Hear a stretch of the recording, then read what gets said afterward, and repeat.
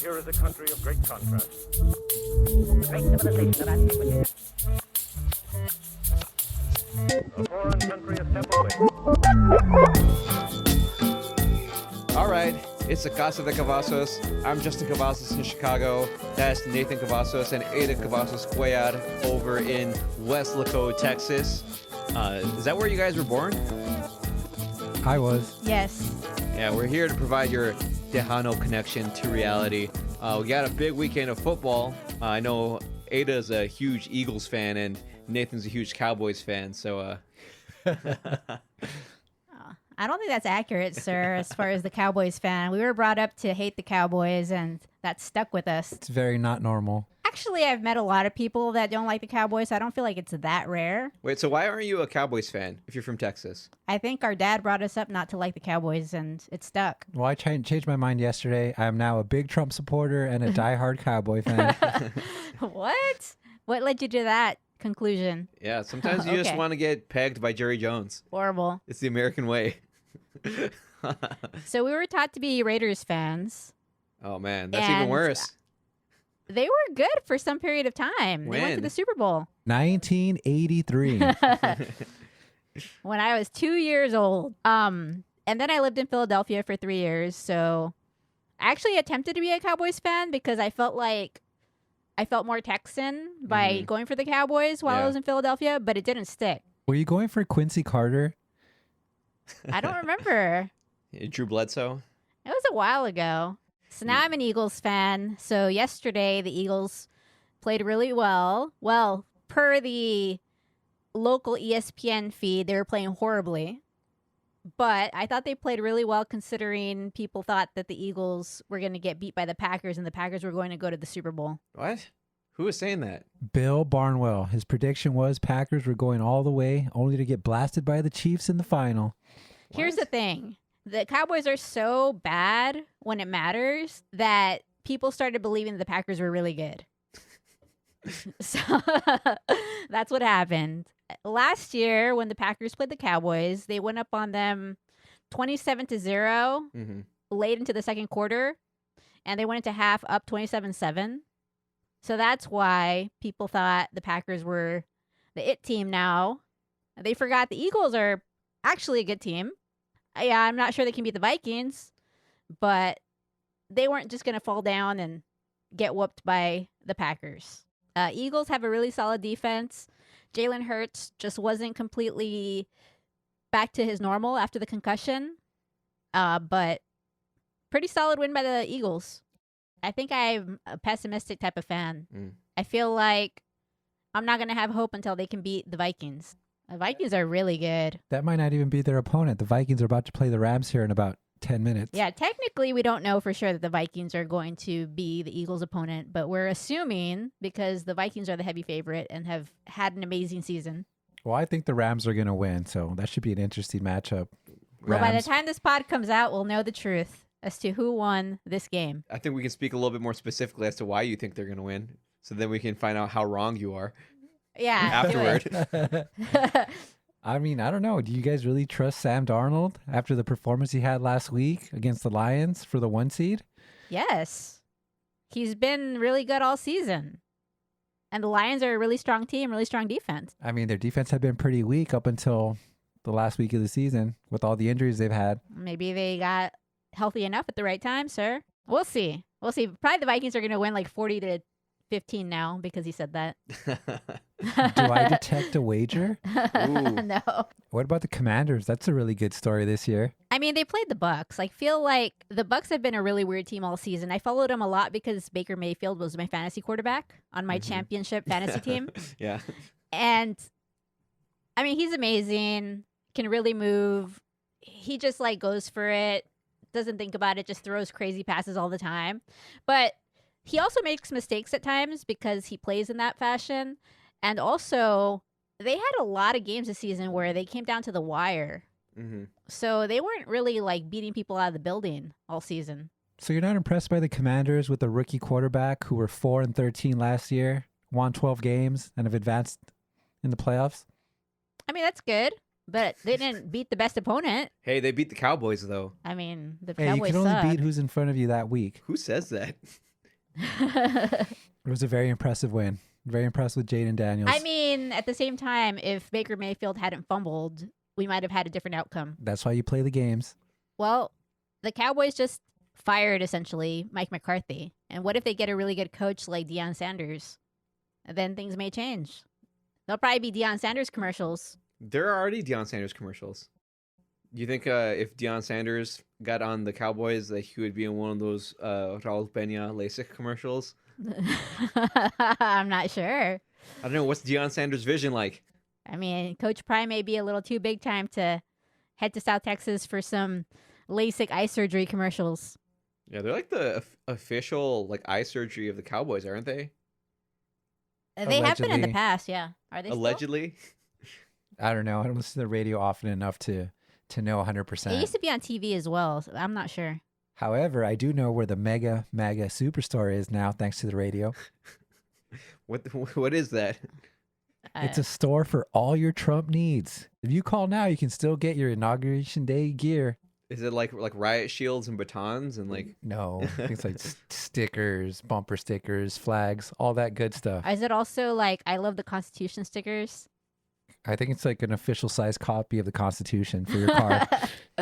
They love the Constitution, man. allegedly. I feel like all that kind of stuff has gone out of hand. You can't walk 2 feet. Like you can't go to a bagel shop or get like a hot dog or a hamburger somewhere without someone saying that like, oh, like the Democrats, they love this place, so like they have the worst burgers of all time. It's the misinformation universe that we live in now. I actually was watching this documentary that I'd been meaning to watch for a while. It's actually free on YouTube.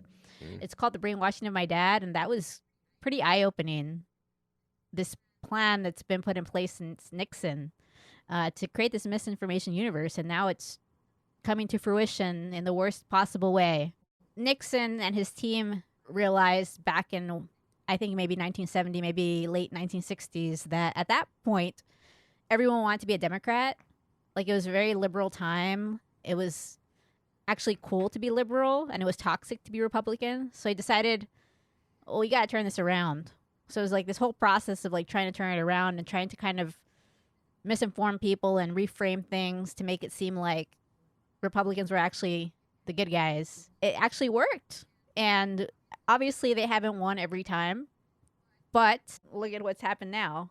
They very successfully won this presidency when I would say this is like the worst candidate they've ever had. It's nonstop too, right? Like everything is so political in order to bring up these people, or at least to bring down the Democrats who are running against them. Like a natural disaster is a natural disaster. Like you can talk about its mismanagement or whatever, but like seeing the misinformation about misallocation of FEMA resources during the hurricanes on the East Coast, like that was disgusting. Yeah, it's crazy that actually now Newsom and other leaders are having to like create websites to try to rectify the situation, try to tell people the real facts. Yeah, what are the facts about the Southern California fires in your lives, in your feeds? Like what kind of information is being sent to you about them? I don't know, because I'm still on that whole Elon Musk rabbit hole. So I actually learned today, being on that feed, that misinformation is not even a real word according to them now. Oh. It's just what liberals say when they don't have a credible rebuttal. So that's their go-to attack, apparently. I mean, you can have a credible rebuttal and still call it misinformation. They're saying that you shouldn't even say misinformation. You should say, I'm sorry, but you're wrong, and this is why. So what Justin was asking what you've seen, like what does your news feed say about the wildfires? I obviously curate my news feed, and I mostly look at Blue Sky, Drudge Report, CNN, New York Times. And what I've mostly seen is trying to combat all the lies. Like making it seem like, well, the Republicans are making it seem like essentially Democrats did all these things wrong, and that's why these things are happening, and that's why they haven't controlled the fires. It's pretty crazy. Like, it's getting even racist and bigoted. Like, there was this Charlie Kirk video where he essentially went off. Charlie Kirk. Yeah. And I'll post a link in the show notes. This guy is saying the quiet part out loud now. That's what's happening now. So he's going off about how, oh, these women, these lesbians are leading the fire department. That's why this is happening. Like, we don't have enough white men out there, and that's why this is That happening. makes no sense. Like, they're incompetent because they're not white men, essentially. I thought it was just because of the abortions, though. Like California was getting punished. Oh, yeah. Per Tucker Carlson. That's fucking insane, dude. That's crazy. But they're saying the quiet part out loud. Like, I can't believe that we've gotten to this point. There was also Jesse Waters. He's on Fox News. A Jesse Waters video where he posts the picture of the women that are leading the fire department and says, well, I hope these people know what they're doing. Like, kind of making it seem like women, of course, don't know what they're doing. Well, first of all, like, do you think that they believe any of this stuff that they're saying? Well, if you read the article that Ada shared yesterday about Rush Limbaugh, I think they get to a point where they do believe these things. They just incept Yeah, otherwise, themselves. how do you live with yourself and continue to do this? You kind of have to start believing it a little bit. I mean, I guess, but it's just wacko. It's insane. Like, how do you, like, it's a natural disaster. Like, how do you say, like, oh, because your leadership looks like this or does this or they sleep with whoever they want, that is the reason that you can't control a fire? That blaze is massive. I saw a diagram today that it's basically 8 times the size of, like, the Great Chicago Fire. Also, they frame it in a way that makes it seem really bad. It's not true that those are the main leaders of the fire department. There's like 14 leadership positions in the fire department. And if you look at the leadership positions, there's men in there. There's Hispanic men. I think there's a black man. Mhm. There's some white men. Like, it's a normal group of people in California. It's not just all women that are lesbians per Charlie Kirk. So it's a lie. And that's what we're in for the next 4 years. And which is crazy that women or any minorities voted for these people because they're saying the quiet part out loud. Like, anyone who is not a white man is not qualified. A white man is better than everyone. And I actually came across another DEI post today. They actually went after a white woman who is straight and said she was DEI. What? Yeah, like, it's gotten that far. At that point, that's just plain misogynistic. It was Representative Andrew Clyde went on a show. He referred to FEMA Administrator Deanne Criswell as a DEI hire. She's a straight white woman. She's extremely qualified. She has a master's in Homeland Security from Naval Postgraduate School. She's been a firefighter for 21 years. She was a member of the Colorado Air National Guard deployed to Kuwait after 9/11. She previously worked at FEMA, and she ran emergency management for New York City. Yeah. But she's a woman. Well, those kinds of narratives are super dangerous because, like you said last time we were on this, is sometimes you just got to be perfect, right? If you're not a white dude, in order to get to these points. But then, like, the narrative that someone is a DEI hire, they won't even look into all of the accolades that they've had or their work experience, their resume. Like, it's not even just someone anymore. It's anybody that they don't agree with. They're all DEI. Well, Doesn't matter. unless it's a white man. If it's a straight white man, then they're not DEI. Because have they said Gavin Newsom's DEI? No. They just call him New Scum. Oh, that's right. News or Newscom. Do they? I feel like they both work. But it all goes back to this brainwashing that's happening. And I really encourage everyone to watch that documentary because I was saying before that I used to watch Fox News. And it all made sense having watched Fox News in the past. I even shared with you guys that one clip of Bill O'Reilly, who I used to watch a lot. And like the little clip, like the little text was ridiculous. It was like Al Qaeda is involved with the ACLU or What? something. Yeah. And then it said, probably no one else is telling you stories like this. Yeah, because they're bullshit. Like, it's also ludicrous that I would have continued watching Bill O'Reilly after BS like that. Yeah, well, did you know that when Jared and I were in high school, we had a teacher who was like the first person you could actually take an AP course with your sophomore year of school. And part of his extra credit assignments were if you went home and watched the O'Reilly Factor and reported back about what the episode was about, you would get extra credit. So did you do it? I did it once, and I was like, "This is fucking horrible. Why would I do He was this?" also trying to get. He was also trying to get you all to start watching it and get sucked in. I feel like if my kid, knowing what I know now, if my kid was told that, I would complain to the principal. Like, that's ridiculous. I mean, just looking at the videos of the wildfires, it's pretty clear that it doesn't matter if you got all white men or whatever BS. It's not going to be controlled easily. Yeah. It's a natural disaster. Some of the videos show helicopters and planes kind of throwing water over the massive fires, and you're like, that just looks like almost you're just peeing on the fire. there's not much that you're doing with some of that. Yeah. It's so difficult to control. The narratives that I'm seeing, the more left-leaning spaces that I tend to live in, is that a lot of the water supply is being commanded by for-profit institutions, or, you know, like they'll point to, and they'll make the correlation, not necessarily the causation, that things like crypto mining and AI, with their processing power that their data centers need, rely on a lot of water cooling that does come from these public resources. Yeah, but most people are ignoring the fact that this is related to climate change. And whether or not you want to believe it's related to human activities, climate change is happening. It's been hotter, it's been drier in this area, and that's what led to this fire and the massive extent of this fire. I've just been following the X side of this, so So basically, Democrats are horrible. They do everything wrong, and if only they would have just hired white men, everything would be okay. yes, it's a lot of complaining about the people that are in leadership, and specifically showing the same Palisades reservoir that's empty and putting it out over and over again so people can see how wasteful they were by not using it. Yeah. But then today there was a video where Elon was trying to learn, allegedly. But the fire people told him it doesn't matter how much water you have.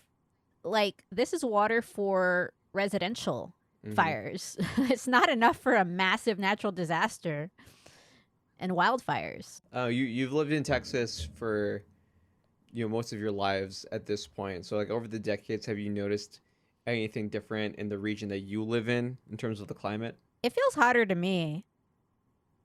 And that's also what other people have told me. Even our grandpa told me that it's way hotter.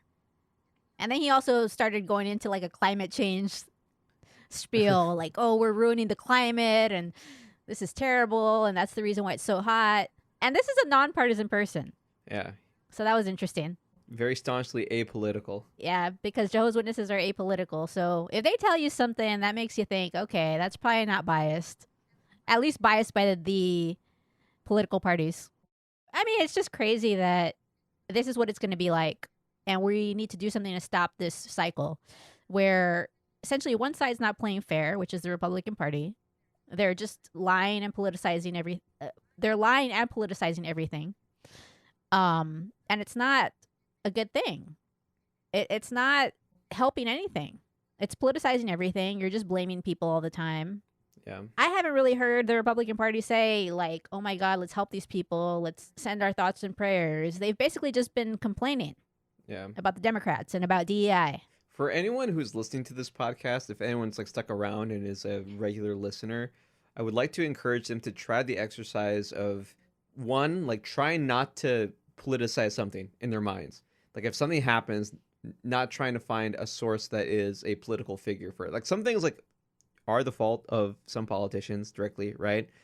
But then number two, like, if you hear something that is clearly politicized, where someone is saying that this is a direct result of the actions of a certain party's members, maybe like take a step back and think, what if it's not? What if this is just something that they're telling me, right? I mean, like, it is prevalent on both sides of the aisle, but the Republicans have no shame about it. Honestly, certain things that I read, even though they're like the types of sources that I like to read, maybe sometimes a little left-wing biased, sometimes I even double check to make sure that they're telling me the whole truth. Because sometimes I feel like some of the things have been a little bit exaggerated that I've read once I do the fact checking. Yeah. But I haven't really seen outright lies, at least on the left side. Yeah. who is giving the platform for other people to tell lies, and why are they doing it?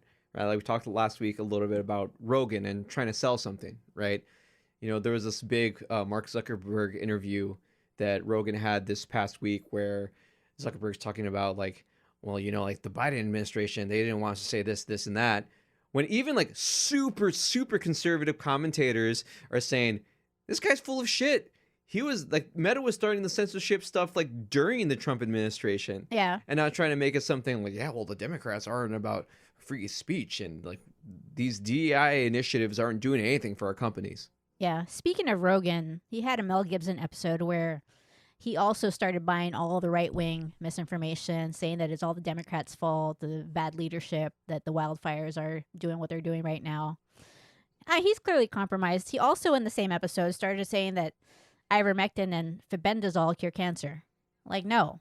And methylene blue. Oh, yeah. Oh, and also, he and Mel Gibson together stated that ivermectin is an antiviral. What? That is completely wrong. It is not an antiviral. What is it? So they're talking about, it's for malaria. It's an antiviral. I'm like, malaria is not a virus. Mm-hmm. It's a parasitic infection. So it's an anti-parasitic medication. These people are just completely misinformed. Do you know anyone who has tried some of these natural treatments for cancer and how that's turned out for them? Personally, I don't really know anybody, but a friend of mine, his ex-brother-in-law got cancer, and I remember he shared like his progress because he decided he was not going to go with modern medicine. He wasn't going to do chemo, and you could see like initially he was like, "Oh, I feel a lot better," and all this when he was like, of course, eating super healthy, eating super clean, which helps everybody. But as like the months started to go by, he was getting skinnier and skinnier, and then he passed. Like he didn't get any of the chemo. Like he just withered away pretty quickly. Yeah. I mean, I think people certainly have the right to decide how they want to end their lives. As long as they understand, like, chemo's your best chance. If you want to try something else because you want to be more comfortable as far as not having to go through, like, horrible side effects from chemo, then you can do that. But understand that chemo's your best shot. And these other treatments are likely not going to help you like chemo would. Yeah, and cancer research has gone so far. Like, as long as it's caught a decent amount early, people's outcomes generally tend to be good. Yeah. But there's still a lot of people who are coming in saying that they don't want one of the treatments that oncologists, they're recommending them a course of treatment, but they're like, oh, can we do like some, but not all of them? Like, I'm gonna eat this, and this is what I'm gonna plan to do. I found like this supplement. It's like, no, like, we're trying to help you. You're killing yourself. Well, as long as they understand that chemo is going to give them the best shot, I do think people have the right to say, like I said, I don't want to end my life like this, because they do tend to have horrible side effects. And sometimes people don't just want to be vomiting and having horrible, weird symptoms throughout their body. And they can certainly make that decision. Like, I don't want to do every single chemo treatment. I'll do some. But the most important thing for me is be comfortable. Yeah, and the other thing is about that the Mel Gibson podcast was that they're talking about these things. So you start looking it up. They're like they're cherry picking research studies that have been done, and then you look at them, and like for the methylene blue, what was it that? I think it just had to do with improving mucositis, which is more of a side effect of the chemos.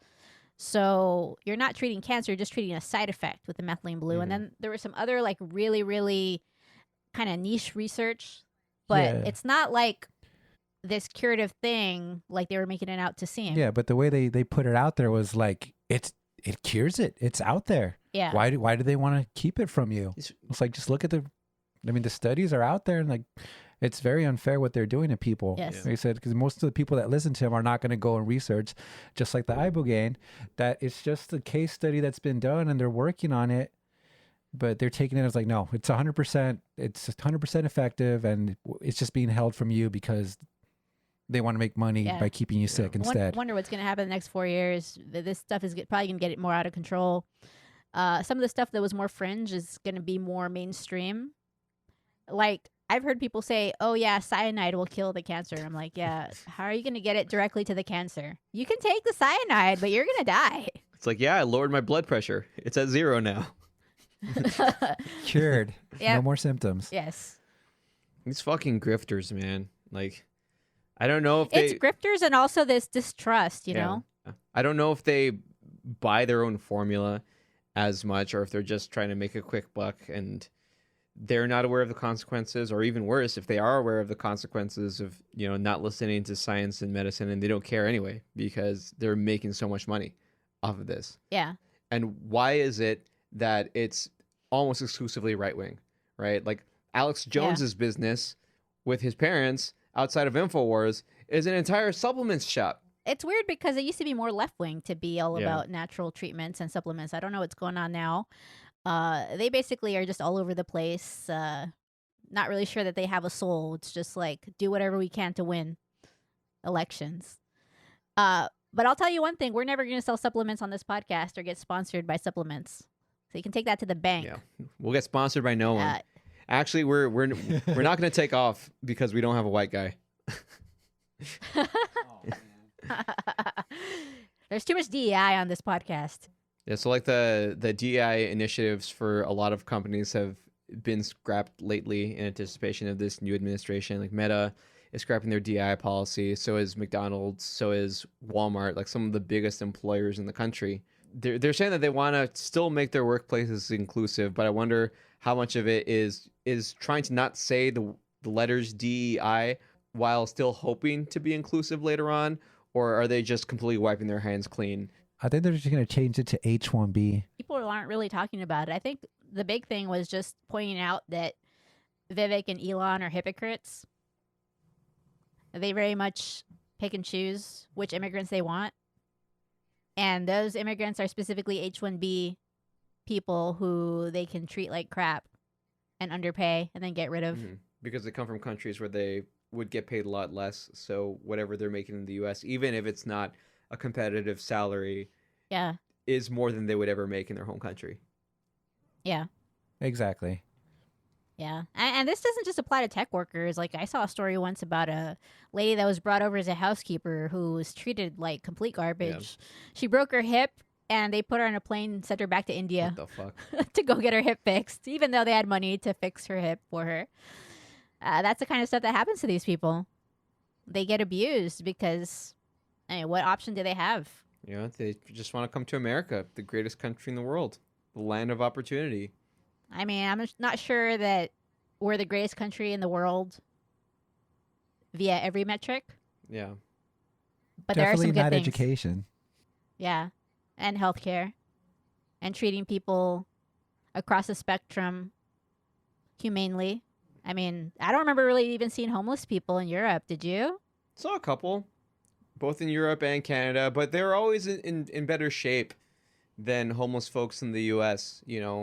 They had clothes upon their backs. Maybe they had some kind of mental illnesses or Yeah. were severe alcoholics, but they had their health about them. There wasn't this kind of like bottom of the barrel desperation I think you see in the U.S. And I also think like in a lot of ways the threshold for homelessness is a lot lower for folks, especially in some of these super expensive places. Like Yeah. it's this spiral that just becomes unending for some of these people. I mean, I don't know if this is still going on, but housing prices in the San Francisco Bay Area have been terrible for a long time, where even folks who have university positions at state schools like San Jose State are technically homeless. Like living Yeah. in an RV that hopefully they can park somewhere near their campus. Yeah. Well, depending on the RV, it might be a pretty good home. Some of them are pretty nice, but I'm assuming that some of these people don't have the nicest RVs. Yeah, they just need to survive. I Yeah. knew I had a coworker at one time in the San Francisco Bay Area, and they were making a good amount of money at the nonprofit they worked at, and their husband worked full time at Google, but they kind of had this feeling that they would never own property in the Bay Area because it was so crushingly expensive because of Yeah. inflated by Silicon Valley salaries, and the companies there knew this. One of the really interesting things was Apple's headquarters is in Cupertino, California, which is much closer to Yeah. San Jose than it's to San Francisco. But because of the housing prices, a lot of them ended up living in Sacramento and just decided, I'm going to commute Yeah. the hour and a half or however long it takes Yeah. because traffic is terrible over there because so many people are commuting because they can't afford to actually live by where they work.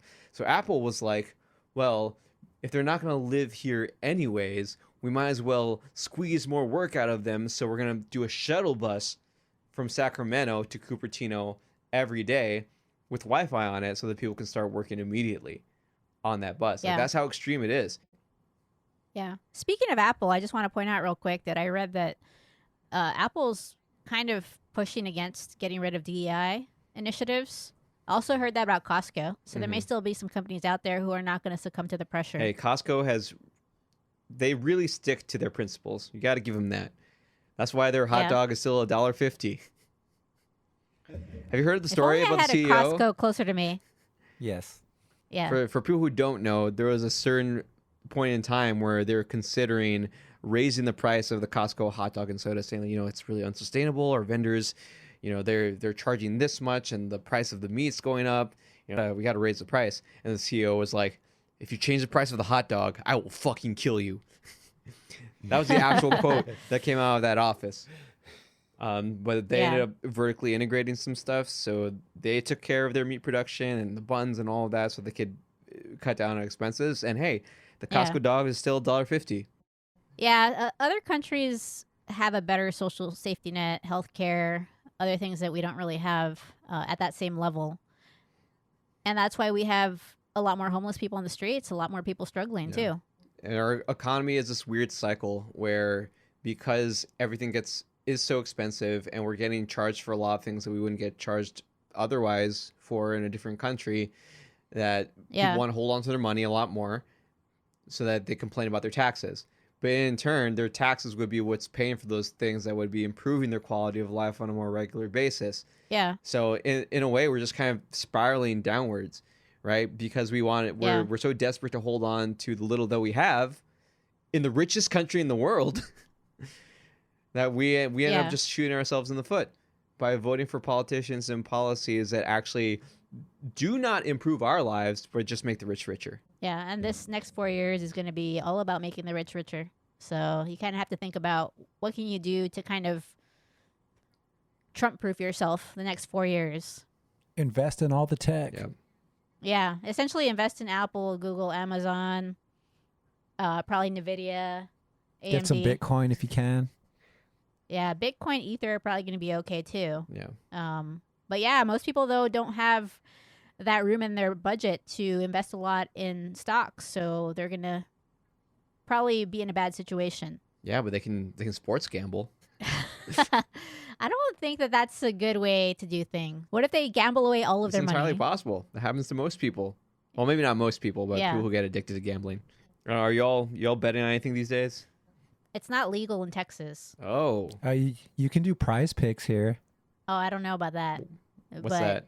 You can't do full betting here. You can bet on players to go over, under yardage, touchdowns, NBA players' points, rebounds, all that stuff. It's still Yeah. gambling, but that's It's a legal gateway here. drug.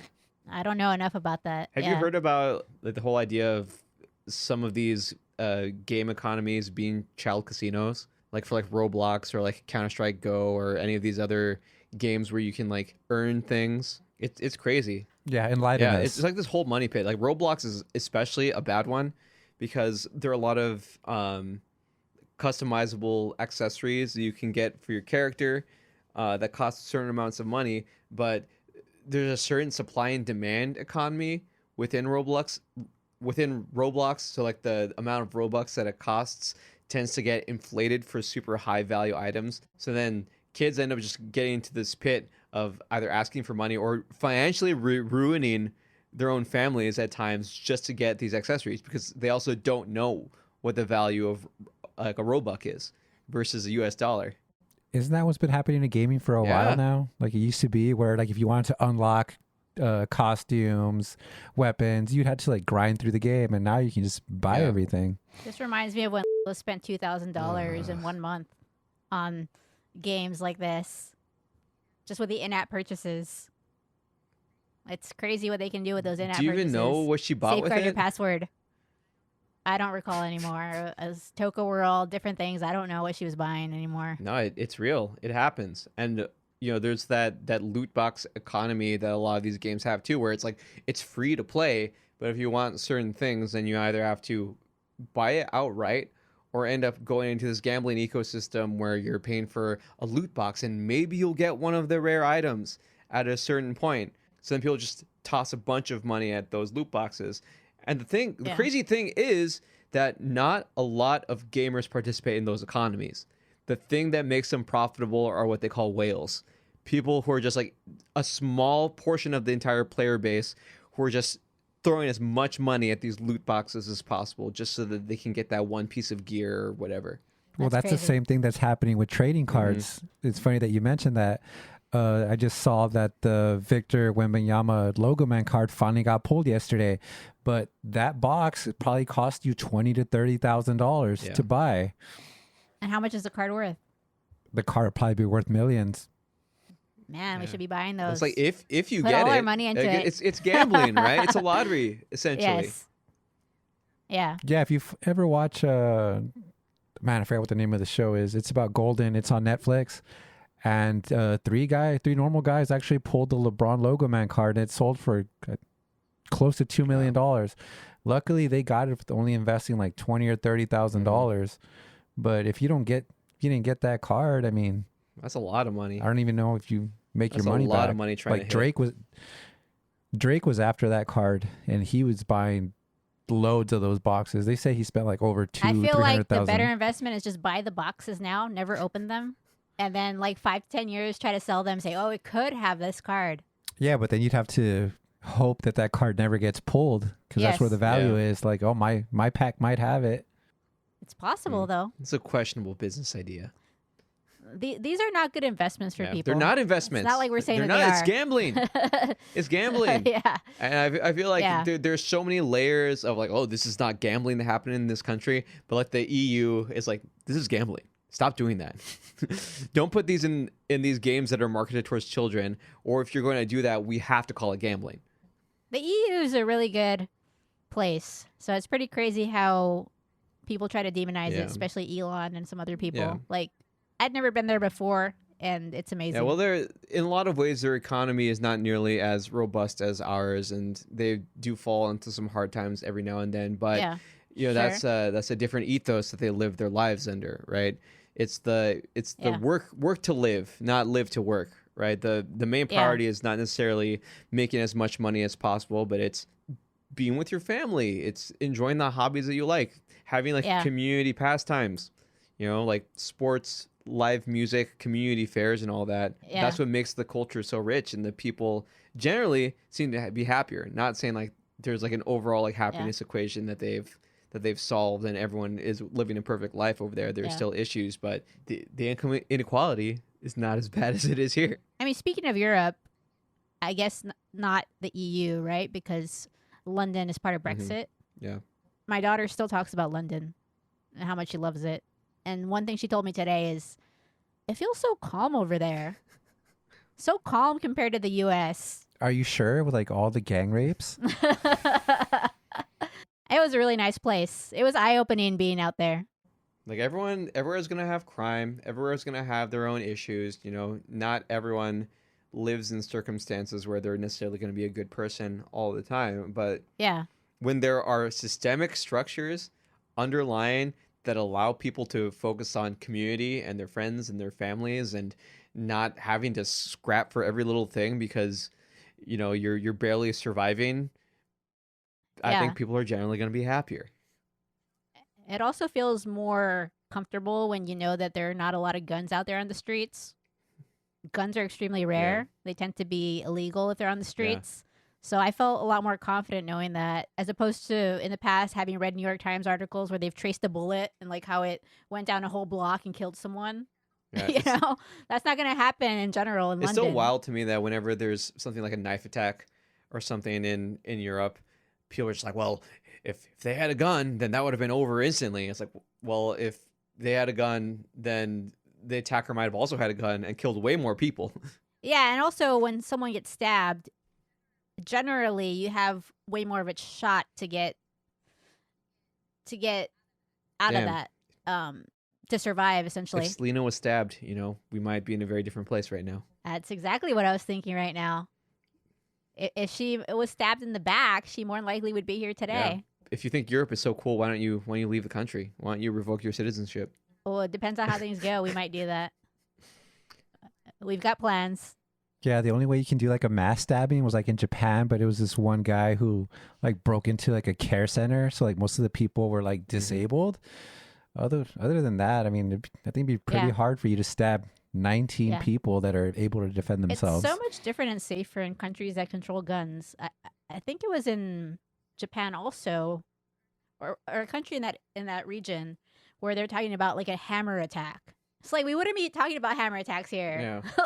Like we're always pretty much talking about guns. I mean, there's the occasional machete, you know? Yeah, but in other countries it tends to be like knives or hammers or something like that, and a lot more people survive. Yeah. Yeah, it's usually not a mass machete or Yeah, they're like a mass hammer attack. mass hammering. It would be a mass hammering. Yeah, it just makes me think about like all of those like macho men who are like scared as fuck when they go to a major city in the US, or wouldn't even bother going to a major city because you're just like, oh, Yeah. the crime over there is terrible, and like, what if we get shot? What if they do this to us? Yeah, that's why people need to stop watching like Fox and these other media sources, and they need to travel. Like any city is gonna have a bad area. So what media sources should we be watching? I mean, I'd go with CNN, MSNBC. Listen to I don't NPR. know, I wouldn't watch it. I wouldn't uh, consider MSNBC a fair and biased source. MSNBC was one of the networks that would constantly have people on saying like, you know, Joe Biden, he's strong, he's virile, he's running circles around his aides, like Yeah. he's so with it for months, and then afterward people were like, Yeah. oh my god, like I can't believe that debate went that badly. Like, shut the fuck up, seriously. I mean, is that as dangerous as what they say on Fox? No, I'm just saying that I wouldn't say like MSNBC would necessarily be on the top of my list. Maybe you could consider MSNBC as like kind of a CNN that is kind of like a TMZ also. Like it's kind of like an entertainment. So see- take it with a grain of salt. I say just consume everything and then be smart Yeah. about it. If it doesn't sound realistic, Yeah. I mean, look up some other sources and make up your own mind. Yeah, I keep on going back to that documentary because a lot of things in there just really resonated with me. For example, like some of the people who got out of the brainwashing, one person said he was listening to Rush Limbaugh all the time because he'd have these commutes. Mhm. And then one day he just started listening to NPR. Yeah. I think it was called All Things Yeah, Considered. Classic. And then all of a sudden he was like, wait a minute. And then he got out of it. And then also the dad, who's the main subject of the documentary, this is an elderly man. So somehow they like set up the TVs to where he could not really watch Fox Mhm. News anymore and mostly watch regular news sources. And they also unsubscribed him from certain right-wing email lists he was on, and they subscribed him to some left-wing email lists. And they like unbrainwashed him by doing What? that. Just like kind of opening him up to other sources, and he started to be a lot different. And then he even voted for Obama. Like after he'd been brainwashed and was angry all the time and hating on the Dems. Yeah. Isn't that crazy? That's nuts. It just sounds so. You should really watch that It documentary. sounds so horrible to be that stressed out all the time. Wait, so they brainwashed the dad again just to go the no, other way? they unbrainwashed him. Arguably, they unbrainwashed him. They cleaned And they his kept brain. on saying that he was so angry. Yeah, they were saying he was so angry. He wasn't the nice person he used to be, and that other people too they had noticed had become angry with all the right wing media brainwashing. So there you Yeah. go. If you're brainwashed, just get brainwashed to the other Yeah. side and you'll be fixed. Unbrainwashed. Just clean your brain. They were still letting him get some of like the right wing email things, but then they also added left wing. Then all of a sudden he started changing and he started saying things like, I think Obama's pretty good.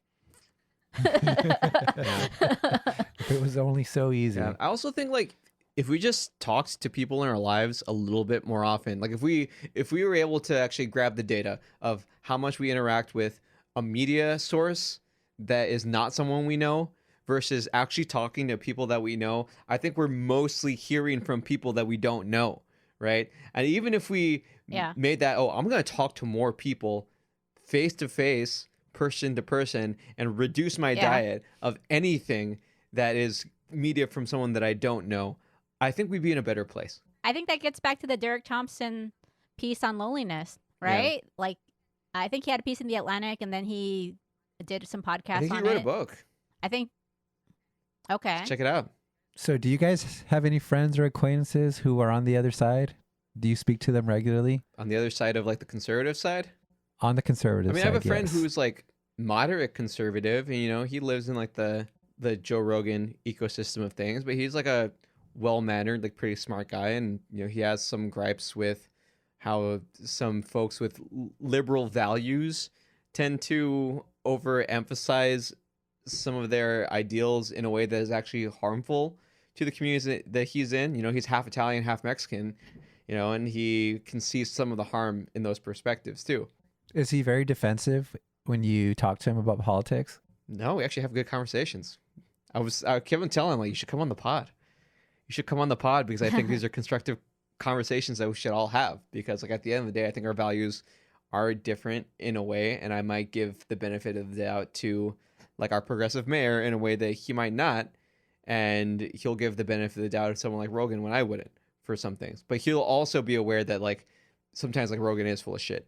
A lot of times. Well, my experience is on the other side of the spectrum. I found it like people that are more acquaintances than friends are pretty open to talking to you, pretty respectful.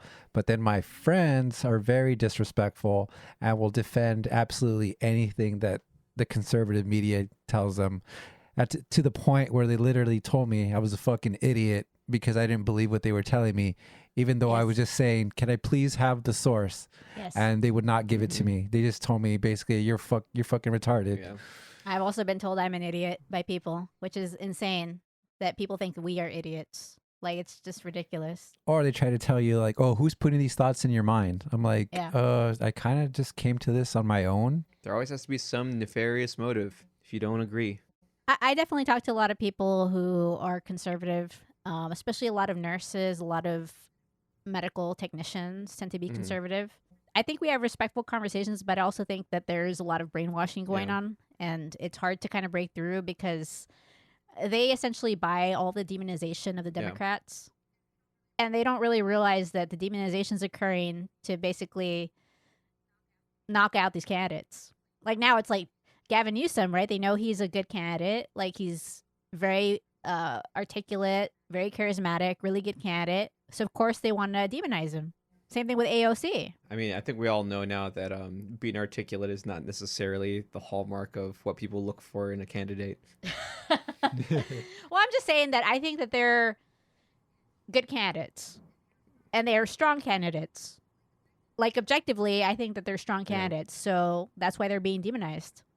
Knock them out. I mean, this is what I'm talking about with how much we listen to like media versus other people that we know. I mean, I think like this was another one of those Derek Thompson interviews where they're talking about how it's so much easier to isolate nowadays. Like people are spending way more time inside of their homes than out with people. They're not really going to community spaces.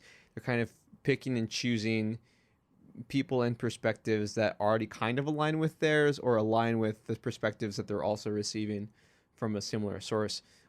So it's a lot easier to get pushed towards one side of the political spectrum instead of what normally would have happened before is you would have talked to other people on a way more regular basis and had these conversations and be able to moderate those. But not only like moderate yourself and your political views, but also moderate your feelings. Like you were way hardier as a person, way less defensive as a society because you were interacting with those uncomfortable conversations a lot more often because you had no choice to. But now that's over. You can go and like get algorithmically fed the same shit that reinforces what you believe over and over again so that when you face a real person who disagrees with you, they're the enemy. Yeah, I don't really like where we're going as a society. Oh, I think we're done. Because I think we're over as a society. What? I hope that we can push back and not be done. I think we need a lot of people to get out there and start pushing back on all this misinformation, start talking to people. You don't think some of this isolation is related to like the income inequality that's going on? Maybe some of these people are at home all the time because they can't really afford to go out just to have that beer and socialize anymore. There's that. And there's also the fact that a lot of people work jobs where they're beat down. Yeah. They have to work long hours and not make a lot of money.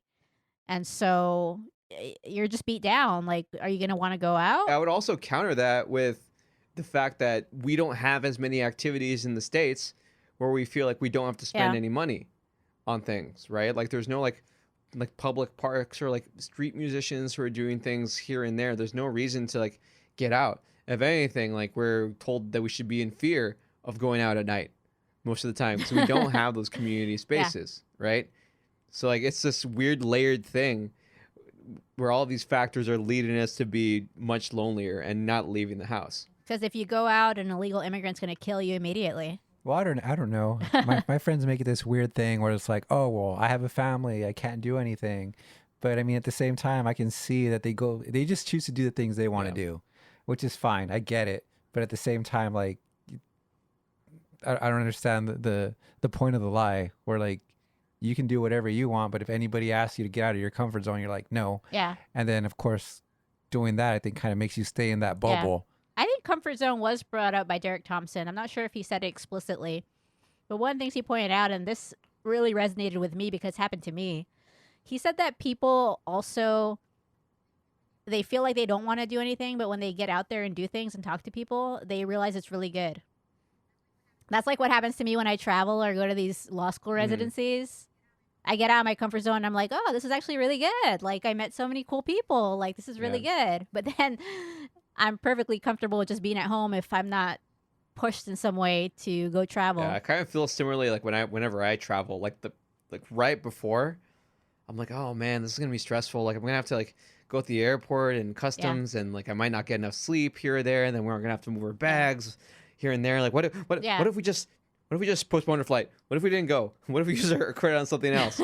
And then like when you're actually out there, when you're experiencing the thing outside of your home, it's not so bad. Yeah, like they also had an experiment where like they made people talk to strangers on a train or a bus, and the people were like, oh, I don't really want to do that. But then after, they were like, oh, that was actually really good. Like they were happier. They were more positive after it.